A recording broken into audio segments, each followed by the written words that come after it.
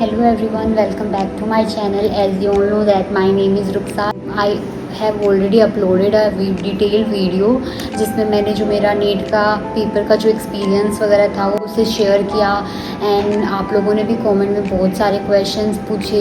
Questions थे कि मेरे कितने मार्क्स आ रहे हैं, मेरा फ्यूचर प्लान क्या है, ड्रॉप लेना चाहिए या नहीं लेना चाहिए। सो बेसिकली जो ये वीडियो है ये इन्हीं क्वेश्चंस से रिलेटेड है। मैं ड्रॉप ले रही हूँ या नहीं ले रही हूँ, और जो नीट का जो पेपर हो गया उसके बाद में और भी जो एग्ज़ाम्स हैं उनका मैं फिल किए हैं या नहीं किए हैं, और मैं उनका पेपर देने वाली हूँ या नहीं देने वाली हूँ। तो बेसिकली मैं और भी जो फील्ड्स हैं उनके लिए ट्राई कर रही हूँ। जैसे I have already filled the form of COET and मैंने आइज़र का फॉर्म लगाया है जो रिसर्च इंस्टीट्यूट से रिलेटेड है, और मैंने एम्स पैरामेडिकल और एम्स नर्सिंग का भी फॉर्म लगा रखा है। तो मैं उनके लिए भी ट्राई करूँगी, बिकॉज़ ये भी इतना ज़्यादा बुरा नहीं है और everything happens for a good reason.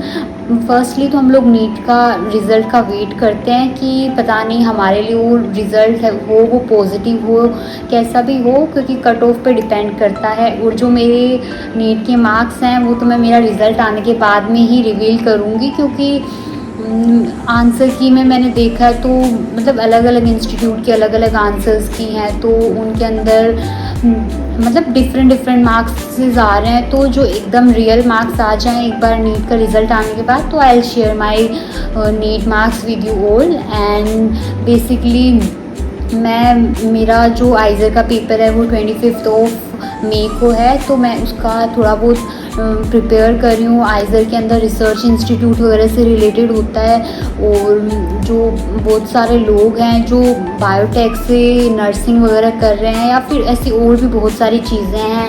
Basically मैं तो AIIMS nursing, AIIMS paramedical and IISER के लिए ट्राई कर। बहुत सारे लोग पूछ रहे थे कि ड्रॉप लेना चाहिए या नहीं लेना। मैं पर्सनली बोलना चाहती हूँ कि जो मेरा ये जो ड्रॉप था वो सेकेंड ड्रॉप था। मुझे ऐसा लगता है कि मेरे को कंप्लीट ड्रॉप तो नहीं लेना चाहिए, बट पार्शियली ड्रॉप ले लेना चाहिए, क्योंकि जो हमने इतना जो सब कुछ पढ़ा है, दो साल हमने इस चीज़ को दिए हैं, तो इससे हम लोगों को आगे जाके रिग्रेट ना हो कि हम लोगों ने इसके ऊपर वर्क नहीं किया।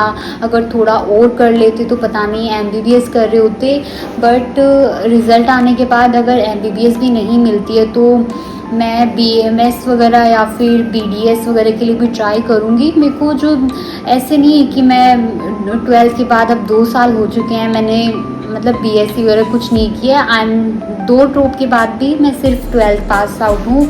तो मुझे लगता है कि मेरे को साथ में कोई कोर्स कर लेना चाहिए। अगर पार्शियल ड्रॉप भी ले रही हूँ तो मैं साथ में कुछ ना कुछ करती रहूँ, जिससे मेरे को ये फील ना हो कि अभी मेरी सिर्फ 12th पास आउट हुई है।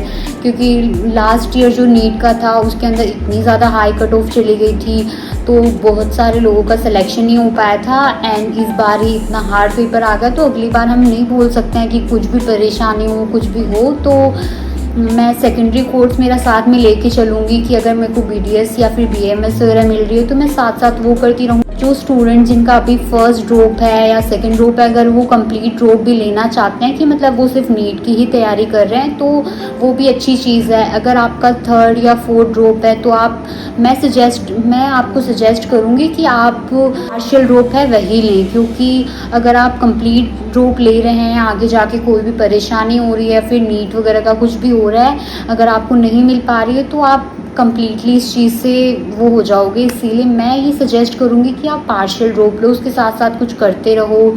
एंड अभी तो मैं इतना ज़्यादा नहीं पढ़ रही हूँ क्योंकि मैं रिज़ल्ट तक का वेट कर रही हूँ, लेकिन जो एग्ज़ाम्स हैं वो भी हैं। मेरे आइज़र का एग्ज़ाम है, एम्स पैरामेडिकल और एम्स नर्सिंग का पेपर है, तो मैं उनके लिए भी थोड़ा बहुत पढ़ रही हूँ। और साथ में मैंने 2 साल तक बिल्कुल भी इंजॉय नहीं किया है, वो मैं सारी चीज़ें इंजॉय कर रही हूँ। पढ़ाई तो बहुत कम हो पा रही है, लेकिन मैं मेरी हॉबीज़ पे वर्क कर रही हूँ आराम से।